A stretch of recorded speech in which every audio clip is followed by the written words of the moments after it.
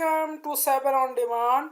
आज की वीडियो का टॉपिक है क्वालिटी ऑफ सर्विस कंसेप्ट के एक नेटवर्क के अंदर किस तरीके से हम क्वालिटी ऑफ सर्विस को इम्प्लीमेंट कर सकते हैं और क्वालिटी ऑफ सर्विस होता क्या है। इस वीडियो के अंदर हमने कवर करना है नेटवर्क ट्रांसमिशन की क्वालिटी कि क्या करैक्टरिस्टिक्स होते हैं, वो क्या इम्पेक्ट करते हैं क्वालिटी पे, क्या असरअंदाज होते हैं। ट्रैफिक जो नेटवर्क के ऊपर जा रही होती है उसकी क्या करैक्टरिस्टिक्स है, उसमें वॉइस भी है, वीडियो भी है और डाटा की भी ट्रैफिक है। राउटर पे स्विचिंग पे क्यूइंग के कौन से एल्गोरिथम्स हैं और क्वालिटी ऑफ सर्विस के कौन से मॉडल हैं, और इसको इम्प्लीमेंट करने के लिए क्वालिटी ऑफ सर्विस के लिए हम कौन सी टेक्निक इस्तेमाल करते हैं। तो सबसे पहले है नेटवर्क ट्रांसमिशन टेक्निक। अब हमारा यहाँ पर एक इस डायग्राम के अंदर एक टोपोलॉजी के अंदर ये हमारा एक राउटर है जो यहाँ पर इंटरनेट के साथ कनेक्ट है। ठीक है, ये वाइड एरिया नेटवर्क के साथ एक तरफ कनेक्ट है और दूसरी तरफ जो है वो ये लैन के साथ लोकल एरिया नेटवर्क कनेक्ट है, जिसमें वॉइस ओवर आईपी है, कंप्यूटर्स हैं, सर्वर्स हैं और बहुत सारे डिवाइसेस हैं जो इस राउटर तक अपना डाटा सेंड कर रहे हैं और ये राउटर आगे वैन पे अपना डाटा सेंड कर रहे हैं। अब हमें इस चीज़ का इल्म है कि लोकल एरिया नेटवर्क पर बैंडविड्थ जो है वो हाई स्पीड होती है और वैन की बैंडविड्थ हमेशा कम होती है। हमने 2 MB, 4 MB, 8 MB, 16 MB, 30 MB इस तरह का कनेक्शन लिया होता है, फिर भी वैन की जो बैंडविड्थ होती है एज़ कम्पेयर टू लैन के वो कम होती है। जब बहुत ज़्यादा ट्रैफिक इस राउटर की तरफ जाएगी, बहुत ज़्यादा ट्रैफिक, तो वो यहाँ पर उसको होल्ड कर लेगा अपनी मेमोरी के अंदर जब तक कि ये वैन का जो है वो जो बैंडविड्थ है वो अवेलेबल ना हो। उसकी वजह से क्या आता है, डिले पैदा होता है और जो है पैकेट आगे फॉरवर्ड नहीं होता। और अगर उसकी क्यू के अंदर, उसकी मेमोरी के अंदर बहुत ज़्यादा पैकेट आ जाए तो और वो मेमोरी भी फुल हो जाए तो पैकेट ड्रॉप होना शुरू होते हैं, जिसकी वजह से जो नेटवर्क के यूज़र्स की क्वालिटी है ऑडियो की, वीडियो की, या स्काइप पे कॉलिंग है या वीडियो कॉन्फ्रेंसिंग कॉलिंग हो रही है, वो मुतासर होती है। इस चीज़ को, इस प्रॉब्लम को सॉल्व करने के लिए हम क्वालिटी ऑफ सर्विस की टेक्निक यूज़ करते हैं और अपने डाटा को डिफरेंट क्लासीफाई करते हैं, यानी वॉइस का अलग डाटा, वीडियो का अलग डाटा और दूसरे जितने डाटा हैं उनको क्लासीफाई करते हैं और उनके मल्टीपल क्यूज़ बनाते हैं ताकि इन केस यहाँ पर अगर कंजक्शन हो जाए, रश हो जाए, तो मुख्तलिफ क्यूज़ के अंदर जो है वो डाटा आगे फॉरवर्ड हो। यानी हाई प्रायोरिटी क्यू इसको पहले जाएगा, फिर मीडियम प्रायोरिटी क्यू जाएगा, फिर लो प्रायोरिटी क्यू सबसे बाद में जाएगा। तो उस तरीके से हम उसको अहमियत देते हैं ट्रैफिक को कि पहले किस ट्रैफिक को राउटर प्रोसेस करे और इंटरनेट के ऊपर भेजे, फिर उसके बाद किसको प्रोसेस करे और फिर उसके बाद किसको प्रोसेस करे। अब क्वालिटी ऑफ सर्विसेज को समझने के लिए कुछ टर्मिनोलॉजी का समझना बहुत ज़रूरी है। बैंडविड्थ स्पीड को कहते हैं नेटवर्क की, और इसकी डेफिनेशन है number of bits passing through any point, और ये बिट पर सेकंड में होती है। 4 MB का लिंक भी होता है, 1 GB भी होती है बैंडविड्थ, 10 GB लिंक होता है, इससे ज़्यादा भी बैंडविड्थ होती है। इसका इम्पोर्टेंट है कि हमारी वैन का इंटरनेट का कनेक्शन क्या है, लैन की बैंडविड्थ क्या है, कंजक्शन, इसको रश कहते हैं। मिसाल के तौर पे सुबह के वक्त तमाम लोग स्कूल, कॉलेजेस, ऑफिस वाले जाते हैं सड़कों पे, तो सड़कें इतनी वाइड नहीं होती, उन पे गाड़ियों का, मोटरसाइकिलों का कंजक्शन हो जाता है, रश हो जाता है, और जो टाइम हमें 30 मिनट्स में लगते हैं पहुंचते हुए डेस्टिनेशन में, वही हमें 1 घंटा लग जाता है। किस वजह से कि डिले हो जाता है रश की वजह से। अब डिले और जिटर दोनों आपस में एक दूसरे के साथ काउ रिलेटेड है, और जो डिले आता है तो हमारे जो ट्रैफिक है वॉइस की, उसमें वो ख़राब होना शुरू हो जाती है और ये हम सब एक्सपीरियंस करते हैं। बाज़ दफ़ा हमारी कॉल सिग्नल सही नहीं आते, कभी खर खर की आवाज़ आती है, कभी आवाज़ प्रॉपर तरीके से नहीं आ रही होती, कभी ज़्यादा हो जाती, कभी कम है, तो उसको जिटर कहते हैं। और जिटर का ताल्लुक डिले से होता है। जब हमारी ट्रैफिक के अंदर डिले आएगा वॉइस के अंदर वीडियो कॉन्फ्रेंसिंग में, तो उसके साथ जिटर भी पैदा होगा। और डिले किस वजह से आता है, कंजक्शन की वजह से आता है कि बहुत ज़्यादा बिजी हो नेटवर्क, तो उसकी वजह से डिले पैदा होता है। और उसके नेटवर्क कंजक्शन जो है वो क्वालिटी ऑफ सर्विस मैकेनिज्म का आइडियल कैंडिडेट है कि ऐसी जगह जहाँ पे कंजक्शन है, रश है, जहाँ पर स्काइप यूज़ हो रहा है, व्हाट्सएप यूज़ हो रहा है और यूज़र कंप्लेन कर रहा है कि साउंड सही नहीं आ रही, तो वहाँ पर हमें क्वालिटी ऑफ सर्विस का मैकेनिज़्म इम्प्लीमेंट करना है। अब यहाँ पे देखें, ये एग्रीगेशन हुआ है, बहुत सारे लिंक को एग्रीगेट किया हुआ है, 5 लिंक एग्रीगेट हो गए और आगे आउटपुट पे एक ही लिंक है यहाँ पे, या एक लिंक से डाटा इन हो रहा है और 5 लिंक्स के साथ जो है वो एग्रीगेट हो गया। बाद दफ़ा स्पीड मिसमैच भी होती है कि एक तरफ स्विच की अपलिंक पोर्ट होती है 1000 Mbps और दूसरी तरफ 100 Mbps, और एक और तरफ भी स्पीड मिसमैच होती है। अभी थोड़ी देर पहले बता चुका हूँ कि लैन की ज़्यादा स्पीड होती है और वैन की कम होती है। ये लैन टू वैन भी जो है, लैन ज़्यादा स्पीड है और वैन की स्पीड जो है वो कम होती है, बल्कि 100 MB तो बहुत स्पीड है। मोस्टली 2 MB 4 MB का वैन का लिंक होता है, 8 का लिंक होता है, 16 का लिंक होता है MB का, 30 MB का लिंक होता है। इस तरह वैन का लिंक होता है, क्योंकि वो जितना हम ज़्यादा हाई स्पीड इंटरनेट लेंगे उतनी उसकी कॉस्ट बढ़ेगी। तो ये इंपॉर्टेंट कंसेप्ट है जिनका समझना ज़रूरी है। अब आते हैं जी, डिले और लेटेंसी क्या चीज़ होती है। ये डिले कहता है कि एक पैकेट को कितना टाइम ट्रैवल करने में लगता है अपने सोर्स से लेकर डेस्टिनेशन तक। बाज़ जगहों पे फिक्स डिले होता है कि स्पेसिफिक अमाउंट है, उसने कहाँ तक पहुँचना है। जिस तरह ट्रांसमिशन मीडिया के ऊपर केबल पे डाटा को ट्रांसमिशन मीडिया पे सेंड करना है, वो फिक्स डिले है एनआईसी कार्ड से ट्रांसमिशन मीडिया के ऊपर। और बाज़ जगह वेरिएबल डिले होता है जो कम और ज़्यादा होता है, और बहुत सारे फैक्टर्स होते हैं जिनकी वजह से वो कम और ज़्यादा होता है। मिसाल के तौर पे तमाम लोग ऑफिस में पहुंच गए हैं और इंटरनेट इस्तेमाल कर रहे हैं, ऑफिस ओपन हो चुके हैं, तो वो पीक टाइम है, वहाँ पे डिले आ सकता है, बैंडविड्थ तुम्हारी स्लो हो सकती है, कम हो सकती है। ऑफिस बंद हो गए, सब लोगों की छुट्टी होगी, घर वापस आना वो शुरू हो गए, उस वक्त बैंडविड्थ ज़्यादा हो जाएगी, डिले कम हो जाएगा। रात के वक्त लोग ज़्यादा शाम के टाइम इंटरनेट का इस्तेमाल कर रहे हैं और फारिग होके बैठ गए हैं, रात के वक्त और ज़्यादा डिले आएगा। तो ये कम वेरिएबल डिले कम और ज़्यादा होता है। अब डिफरेंट टाइप्स के डिले, एक कोड डिले है, ये फिक्स अमाउंट का डिले है और ये कंप्रेस करता है डाटा को सोर्स के पास इससे पहले कि वो उसको स्विच की तरफ भेजे। उसके बाद पैकेटाइजेशन डिले है कि हर पैकेट के साथ कुछ हेडर लगते हैं। डाटा लिंक लेयर पर फ्रेम ऐड होता है, नेटवर्क लेयर पे पैकेट ऐड होता है, इसी तरह ट्रांसपोर्ट लेयर पे टीसीपी यूडीपी की इंफॉर्मेशन ऐड होती है, पोर्ट एड्रेस ऐड होते हैं, तो उसका भी एक डिले होता है। उसके बाद है क्यूइंग डिले कि अगर बहुत ज़्यादा डाटा आएगा ट्रांसमिट होगा तो वो एक क्यू में लग जाएगा, वो भी वेरिएबल है। अगर ज़्यादा डाटा नहीं होगा तो वो डिले कम हो जाएगा, अगर डाटा ज़्यादा आएगा क्यूइंग डिले, क्यू में बहुत ज़्यादा पैकेट्स होंगे तो वो ज़्यादा आएगा, वेरिएबल। उसके बाद है सीरियलाइजेशन डिले, ये फिक्स होता है, ये फ्रेम को ट्रांसमिट करता है वायर में। उसके बाद प्रोपेगेशन डिले है कि ये वेरिएबल है, सोर्स से डेस्टिनेशन तक कम और ज़्यादा होता है। और डी जिटर डिले है, ये फिक्स अमाउंट है बफर और फ्लो ऑफ पैकेट में जो send them out in evenly speed interval के साथ वहाँ पर सेंड होता है। तो इन चीज़ों का आपको क्वालिटी ऑफ सर्विस इंप्लीमेंट करने से पहले इन चीज़ों का पता होते हैं। अब मैं तो जो टाइम सेंसिटिव पैकेट्स होते हैं, जैसे रियल टाइम वीडियो है, वॉइस है, वो ड्रॉप हो जाती है सेम फ्रिक्वेंसी से जैसे कि नॉन टाइम सेंसिटिव जो है वो ड्रॉप होती हैं। Router receive real time protocol digital audio stream for voice over IP, it compensate for jitter that is encountered using a play out delay buffer.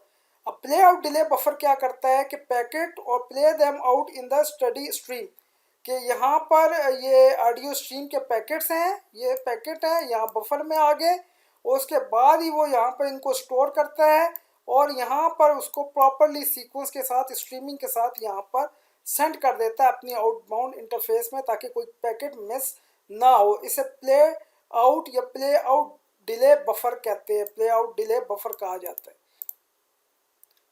If the jitter is so large, it causes packet to be received out of range of the play out buffer। अगर बहुत ज़्यादा jitter आ रहा है, आपकी network की performance अच्छी नहीं है, बहुत ज़्यादा कंजक्शन हो गया है, तो ये बफर भी जो है वो फुल हो जाएगा। और अगर ये बफर थोड़ा सा फुल होगा तो जो उस पर चिप लगी होगी डिजिटल सिग्नल प्रोसेसिंग की, वो तो इंटरपोलेट कर लेगी और कुछ कोई किसी किस्म का यूज़र को कोई प्रॉब्लम नहीं होगा। लेकिन जब ये जिटर बहुत ज़्यादा हो जाएगा, बहुत इसका साइज़ इसके अंदर बहुत ज़्यादा आ जाएगा और बहुत ज़्यादा रश होगा और आगे इसका जो है ये प्रॉपर तरीके से एम्प्टी नहीं होगा, तो ये क्या करेगा, मिसिंग कर देगा पैकेट को और ऑडियो प्रॉब्लम जो है उसको प्रॉपर तरीके से वीडियो कॉन्फ्रेंसिंग के अंदर सुनाई नहीं देगी। अब सबसे पहले हम ट्रैफिक को करेक्टरिस्टिक्स करते हैं कि 2000 से पहले जो है ना वो ट्रैफिक वॉइस में होती थी और डाटा में होती थी। वॉइस ट्रैफिक एक प्रिडिक्टेबल बैंडविड्थ होती थी जो हमें पहले से पता होती थी, और डाटा जो है वो नॉट रियल टाइम होता है, उसकी कोई पता नहीं होता। कभी बहुत ज़्यादा लार्ज फाइल कोई डाउनलोड होगी तो वो पूरी पूरी लिंक की बैंडविड्थ ही कंज्यूम कर लेता था। वीडियो ट्रैफिक जो है आहिस्ता आहिस्ता बढ़ना शुरू होगी। बहुत पहले अर्लियर 2000 में ना स्काइप था, ना व्हाट्सएप था, ना इतनी ज़्यादा वीडियो कॉन्फ्रेंसिंग होती थी। अब तो वीडियो जो है वो बहुत ज़्यादा इंक्रीज़ हो चुकी है, और सिस्को रियल नेटवर्किंग इंडेक्स के मुताबिक 70% 2017 में वीडियो की ट्रैफिक थी, और 2022 के अंदर 82% जो है वो ट्रैफिक है, और ये बढ़ती जा रही है वीडियो की ट्रैफिक, और 60.9 एक्साबाइट पर मंथ बाय 2022 तक बढ़ चुकी है। और वॉइस वॉइस वीडियो और डाटा की जो नेटवर्क के ऊपर डिमांड है वो बहुत ज़्यादा डिफरेंट होती है, सेम नहीं होती। वॉइस ट्रैफिक को जो है एक स्मूथ और बैंडविड्थ चाहिए, और ये वॉइस जो होती है बड़ी सेंसिटिव होती है डिले के लिहाज से।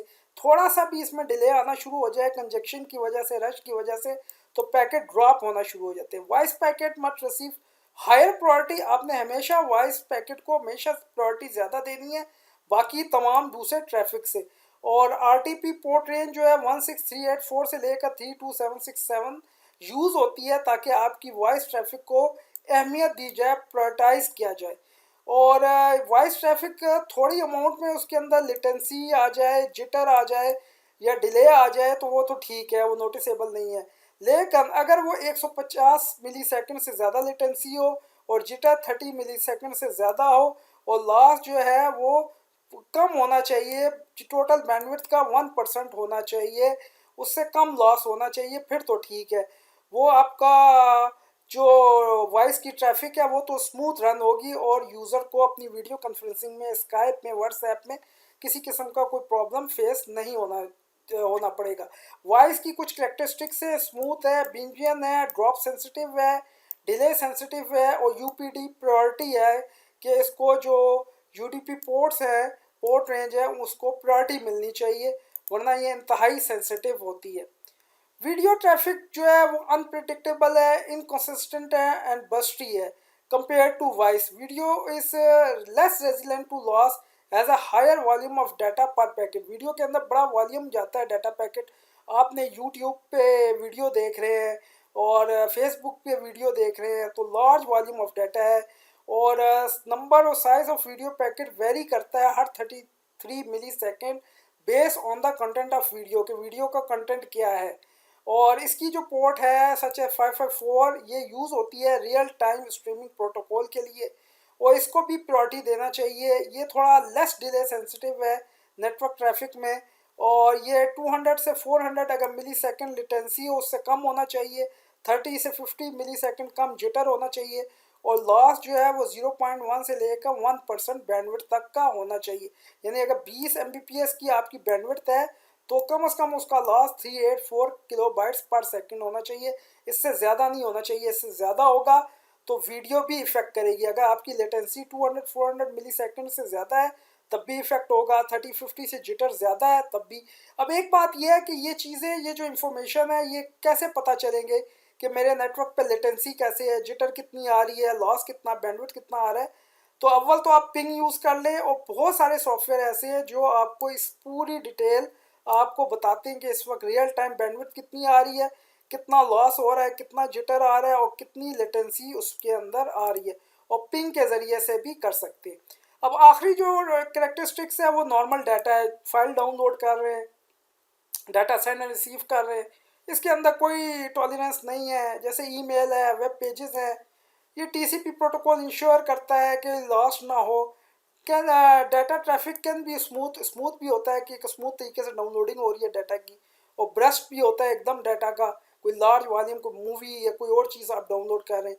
Network control traffic usually smooth होती है और प्रेडिक्टेबल होती है, और large portion of network capacity है। File FTP file transfer protocol जो है वो यूज़ होता है फाइल डाउनलोड करने के लिए, और आप जब लार्ज फाइल डाउनलोड करते हैं जैसे गेम्स और मूवी, तब आप उसकी आपकी बैंडविड्थ पे बहुत ज़्यादा इफेक्ट पड़ता है।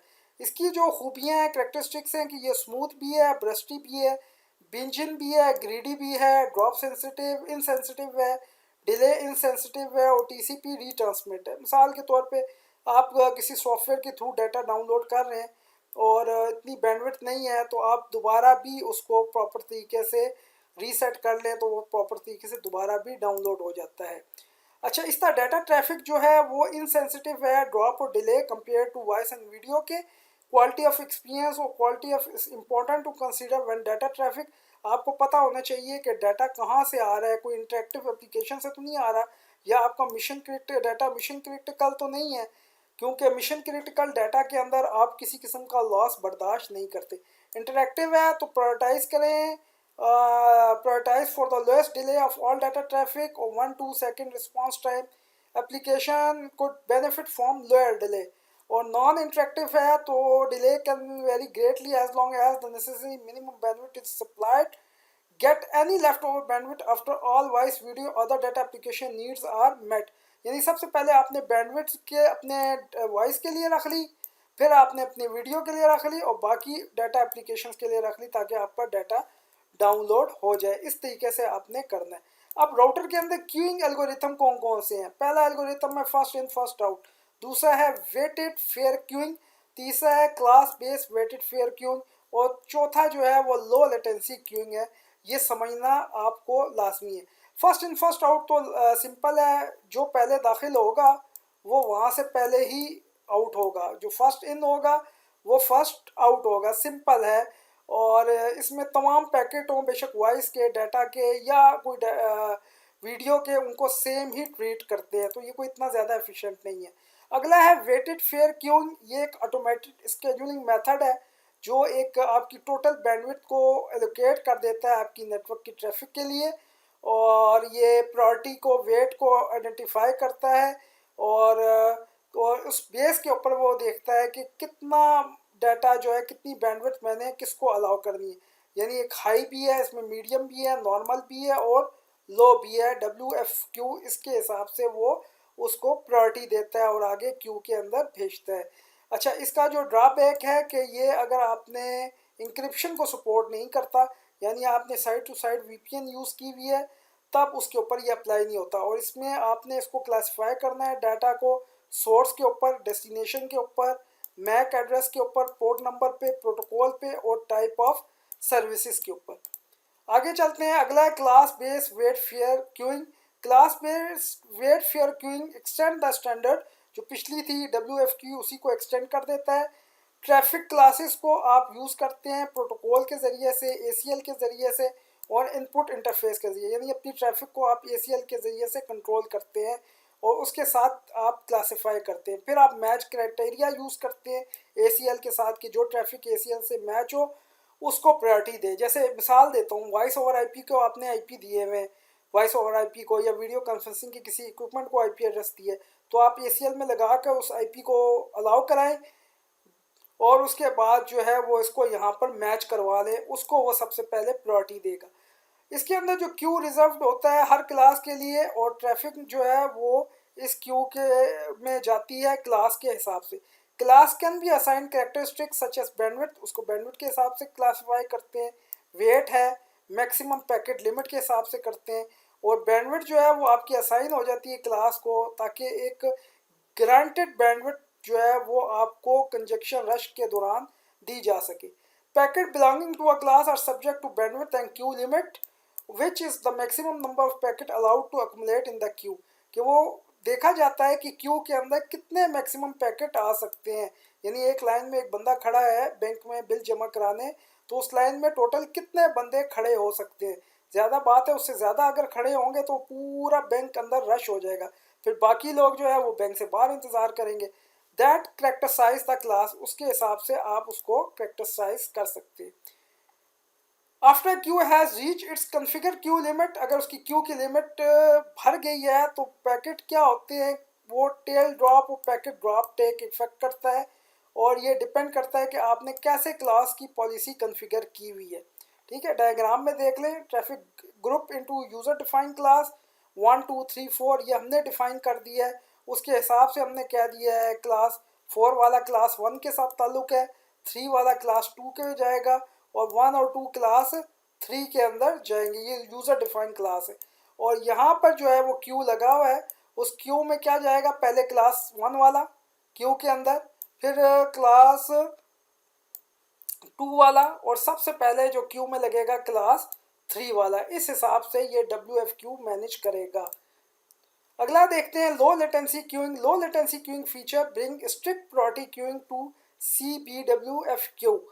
इसमें जितने भी डिले सेंसिटिव्स होती हैं, जैसे वॉइस है, वो क्यू के अंदर भेजी जाती हैं। जो डिले सेंसिटिव है, जो उसमें डिले बर्दाश्त नहीं होता, या वो बहुत ही सेंसिटिव है, हल्का सा भी डिले आ जाए तो उसकी क्वालिटी वॉइस की मुतासिर होती है, तो उसको सबसे पहले किया जा सकता है। अब यहाँ पे देखें, क्यू में पहले 1 पैकेट आया, 2 3 आया, उसके बाद फिर V वॉइस का पैकेट आ गया, 4 के बाद फिर वॉइस का आ गया। तो यहाँ से वॉइस के पैकेट को उठाया जाएगा यहाँ पर, और यहाँ से वॉइस के पैकेट को उठाया जाएगा और इस प्रायोरिटी क्यू के अंदर लगा दिया जाएगा। फिर उसके बाद जो है 4th नंबर जो है वो क्लास 1 को, 3 क्लास 2 को, और 1 2 जो है क्लास 3 को। यानी ये तो पिछली वाली थी WFQ। अब इसमें इम्प्रूवमेंट ये आई है कि एक और क्यू लगा दिया है जिसमें वॉइस को डाल दिया जाएगा, और यही जो वॉइस वाली हैं ये सबसे पहले, ये देखेंगे, ये वॉइस वाली सबसे पहले अगले क्यू के अंदर इम्प्लीमेंट हुई है। उसके बाद क्लास 1 4 क्लास 1 से ताल्लुक था, 3 का क्लास 2 के साथ ताल्लुक, और 1 2 का क्लास 3 के साथ, इनको प्रोसेस किया जाएगा। आगे आते हैं क्वालिटी ऑफ सर्विस के मॉडल। 3 मॉडल हैं क्वालिटी ऑफ सर्विस के। एक बेस्ट एफर्ट मॉडल है, इसमें क्वालिटी ऑफ सर्विस इंप्लीमेंट नहीं होती और ना ही रिक्वायर्ड होती है। अगला है इंटीग्रेटेड सर्विस। ये high quality of service IP packet को देखता है और इस चीज़ की गारंटी देता है डिलीवरी की। Signal process for application to signal to network, they are require special quality of service for period, और बैंडविड्थ शुड बी रिजर्व, उसके लिए बैंडविड्थ रिजर्व हो जाती है। INTSEVR integrated service can severely limit the scalability of network, और इसमें आपका अपने नेटवर्क को बहुत ज़्यादा बढ़ा नहीं सकते। अगर आपके नेटवर्क में 300 बंदे हैं, या वीडियो वॉइस ओवर IP के टेलीफोन 200 है और वो बढ़ के 300 हो गए, तो इस पर बहुत ज़्यादा इफेक्ट पड़ेगा। अगला है डिफरेंशिएटेड सर्विस। ये हाईली स्केलेबल है इम्प्लीमेंट क्वालिटी ऑफ सर्विस, यानी आपके वॉइस ओवर IP के अगर 200 फ़ोन हैं और वो बढ़ के 200 से 300 हो गए, तो ये जो है डिफरेंशिएटेड सर्विस है वो उसको क्वालिटी ऑफ सर्विस को इम्प्लीमेंट करेगा। ये नेटवर्क डिवाइस को रिकग्नाइज करेगा क्लासेस के ऊपर, और बेहतरीन क्वालिटी ऑफ सर्विस की ट्रैफिक प्रोवाइड करेगा। ये तो है 3 मॉडल जो है वो ऑलरेडी हो गए।